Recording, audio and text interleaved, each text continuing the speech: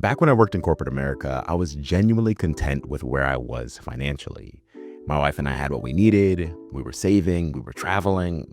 Life was pretty good. Then I found out what someone else was making, and just like that, none of it felt like enough. Nothing about my actual situation had changed.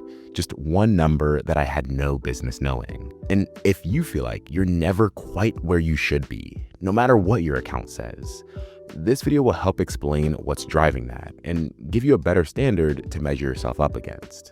My name's Obi. I spent several years in asset management at a Fortune 100 firm before leaving to build this channel and a business. And one thing I've noticed in my own life and in working with others is that feeling broke and being broke are two very different things. And a lot of people never stop to figure out which one they're actually dealing with.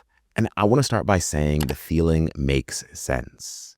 When you see someone else's lifestyle, their income, their house, their car, your brain almost automatically starts measuring. And that happens fast, usually before you even notice it. And it was happening long before social media.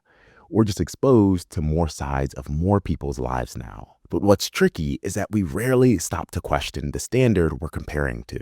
The information comes in, the comparison happens, and the feeling follows. So, of course, it can feel like you're always behind. You've been handed a measuring stick that you didn't choose, and you've been using it without ever asking if it's the right one. That experience, that gap between how your finances look and how they feel, it actually has a name, and it's been called money dysmorphia, which is the gap between what your finances actually look like and how you feel about them. And it's showing up more and more, especially among people who, by most measures, are doing fine. So where does the gap come from? The most obvious place is social media. You're not seeing someone's full picture. You're seeing the part they chose to show, the trip, the house reveal, the new car, and sometimes that part isn't even accurate. So you're comparing your behind the scenes to someone else's highlight reel. That math will never work in your favor. Then there's peer comparison. People your age, in your field, and maybe even in your friend group. See, I heard what someone was making, 2, maybe 3 times what I was earning at the time. And in an instant, something shifted. I went from content to feeling behind. And my accounts hadn't changed. One number changed the entire feeling, and I had no idea what that person's full picture looked like. Their expenses, their debt, the hours they were working, what they were actually keeping. I just heard the number. And then there's one most people don't talk about, and that's comparing yourself to your parents. So you're watching them afford things that you, quite frankly, can't yet, and it can feel like you should be already there. But your parents are 20, 30 years further into their financial journey than you are. The house, the car, the vacations, that did not happen overnight. You're comparing your chapter 1 to their chapter 25, and that's not a useful comparison. And it's not even a fair one. Each of these has the same thing in common. They hand you an incomplete picture and let your brain fill in the rest. And your brain fills in the same conclusion almost every time. You're behind. And if you want to keep thinking through ideas like this, money, mindset, the stuff that actually shapes how we handle our finances, I send out a newsletter that goes a bit deeper. And the link is in the description if you want to check it out. So here's the question.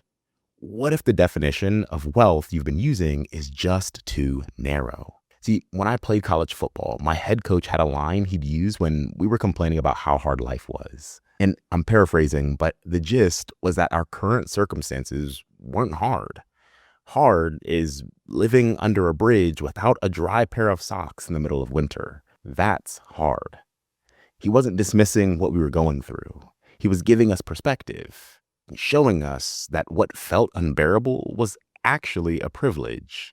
And that stuck with me. If your needs are met, food, shelter, safety, that's something billions of people don't have. If you're able-bodied, if you can show up and work and build towards something, that is wealth. If you have people who love you and who you love back, that is wealth. See, these aren't consolation prizes. These are the things that people with the biggest bank accounts will tell you actually matter. And we stop counting them the second someone else's number enters our head. See, my coach wasn't telling us to be grateful and be quiet. He was teaching us that the frame we were using was too small. Widen the frame, and suddenly what felt like falling behind starts to look a lot more like real progress. And that's what I'm asking you to do with your finances. Not to stop wanting better, just to be honest about what you already have and genuinely thankful for it before you let someone else's number tell you it isn't enough. Now, if you recalibrate all of this and still feel like you're not actually moving forward, that's worth paying attention to. Because sometimes the feeling isn't just perception. Sometimes there are real structural things quietly working against you that you may have never realized are there. I break that down in this video, which you can check out on the screen. Remember to like if this was helpful, subscribe if you're new. Thanks for watching, and I'll see you in the next one.